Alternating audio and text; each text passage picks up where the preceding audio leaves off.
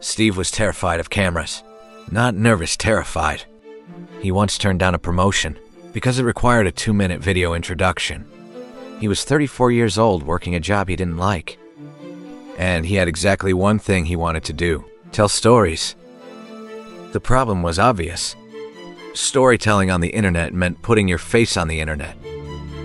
And Steve would rather have kept his job forever than do that. 11 months later, Steve's channel was making $9,000 a month. And not a single person watching it had ever seen his face. This is exactly how he did it, including the 30 videos that completely failed. First, let's go back.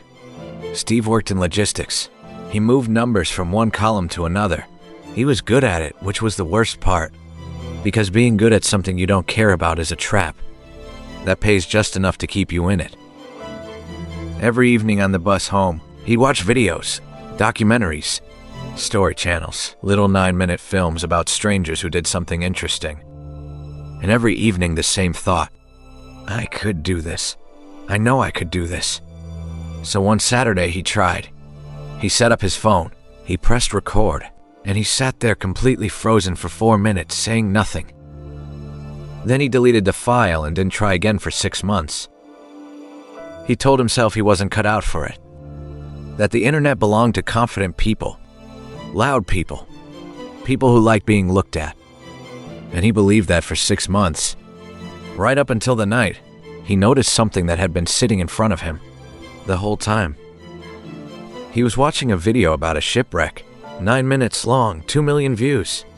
Great story, great voice, great pacing, and halfway through, he paused it and stared at the screen because he just realized something. There was no person in it, not once. 9 minutes. 2 million views, and the creator had never once appeared on camera. Steve scrolled back through the whole video to be sure drawings, maps, a voice. That was it. That night he went looking, and he found an entire world he'd somehow never noticed. Channels about history, about shipwrecks, about true crime, about lost cities, about ordinary people who made money in strange ways. Millions of subscribers, no faces anywhere. The thing he thought was disqualifying him, the fear of being seen, wasn't actually a requirement at all.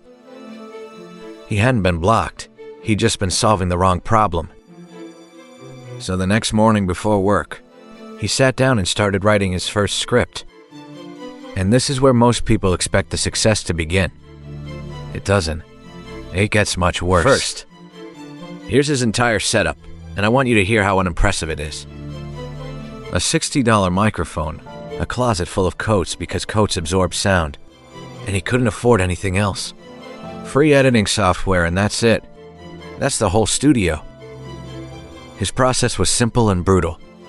Write the script after work, record it in the closet on Wednesday, edit it across the weekend.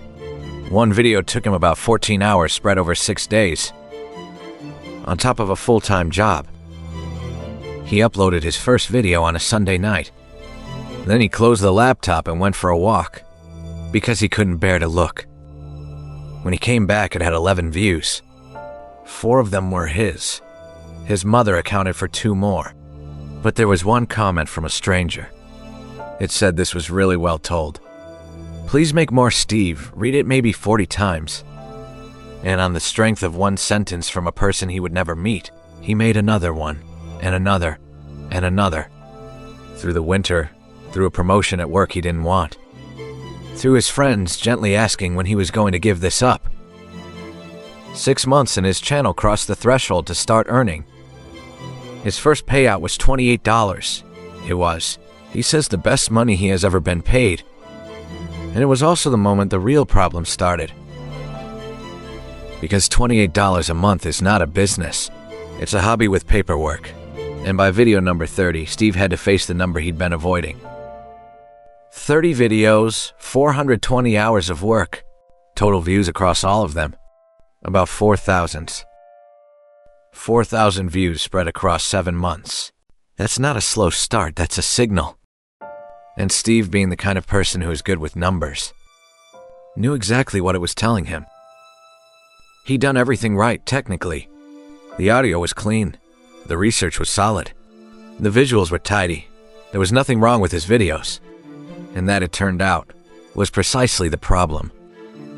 He looked at his one meaningful statistic: average view duration.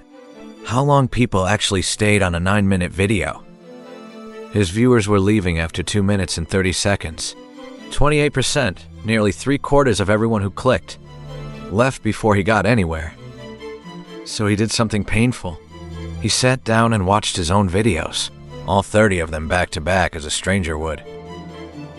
And around video 11, he started to feel physically uncomfortable, because he finally heard it.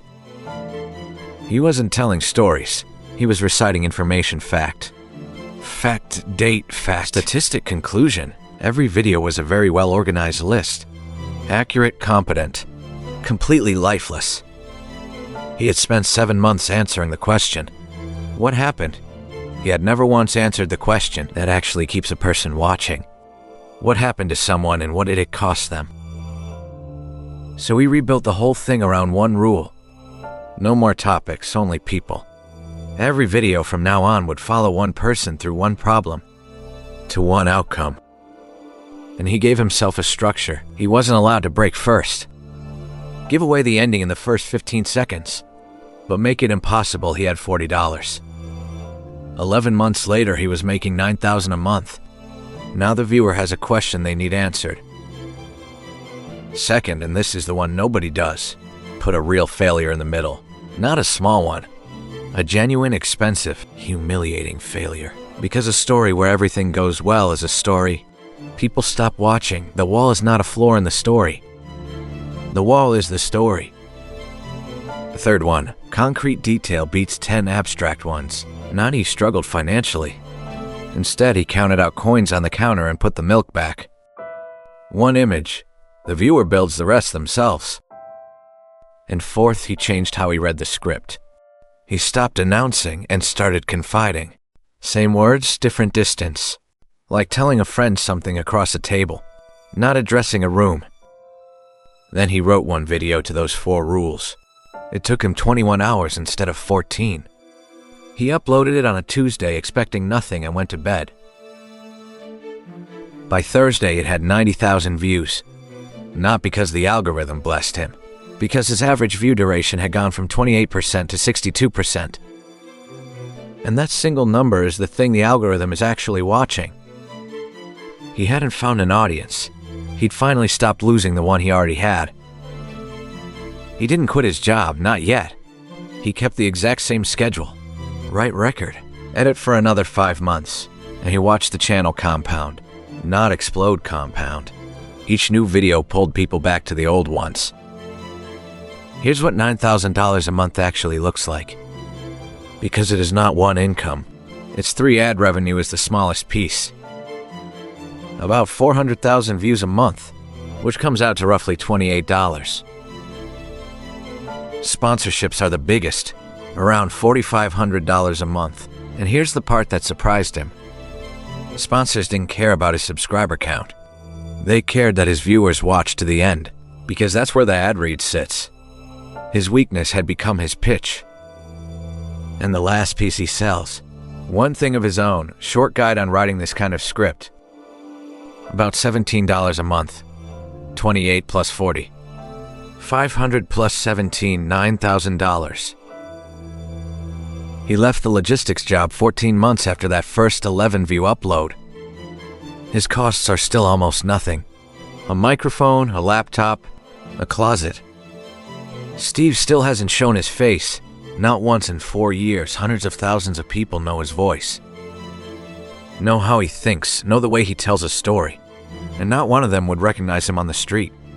He's completely fine with that. And if there's one thing worth taking from this, it isn't start a channel, it's this.